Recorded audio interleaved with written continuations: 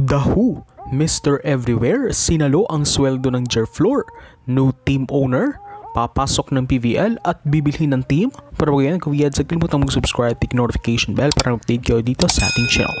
Halos isang buwan bago ang Pasko, tila napaaga naman ito para sa kontrobersyal na Jerflor Defenders team. Patapos ang mahaba at maintrigang mga expose ng koponan tungkol sa kanilang management, tila tinuldukan na ito ng isang tao na tila nagresolba sa issue at nagbigay ng pamasko, sweldo sa mga players.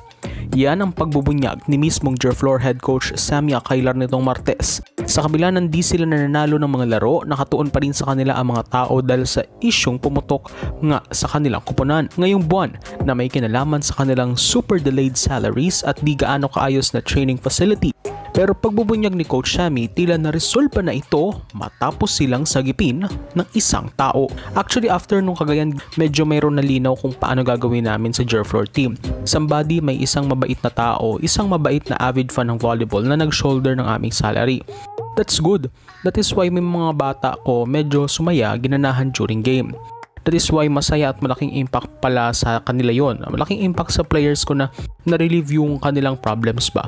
Kasi minute kami ni Sir Ricky Paluk from the start kung ano yung hindi nabayaran, babayaran.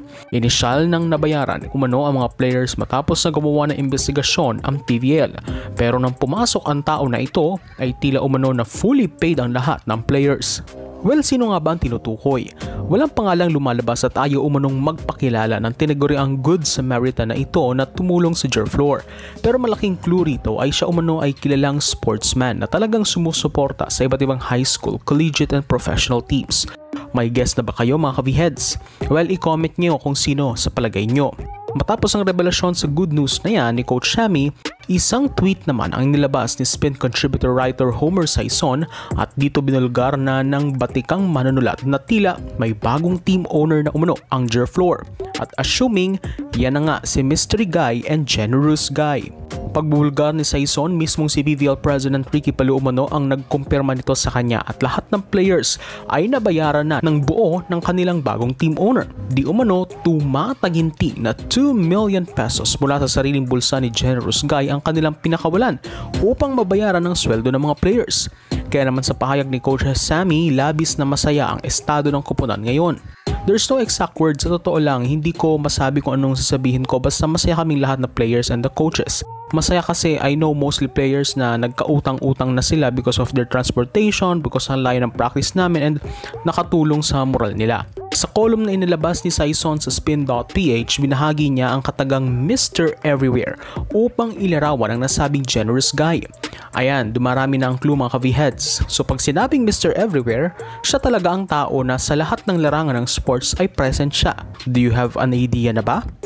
Ito umano ang naging pahayag ni Mr. Everywhere kay Homer. I just want to make a difference to share the blessings. I learned this from my parents and I'm passing on the tradition on giving to my children. I'd like to thank President Paluk for taking my calls late last night and very early today. As I was putting together this piece, it's a testament of his transparency with the media and the fans. Kung sino ka man, Mr. Everywhere, mabuhay ka. Dahil dito, misulandin na rin naman ito papatagalin ng PVL at malalaman rin sa takdang panahon ng Generous Guy na ito na di umano bagong team owner na ng Defenders. Pero sana'y huwag pa rin kalimutan ng PVL ang issue at mapanagot ang dapat na mapanagot.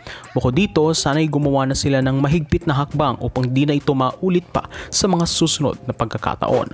So, do ating V-heads, for support this channel, please subscribe and notification bell to updated online videos.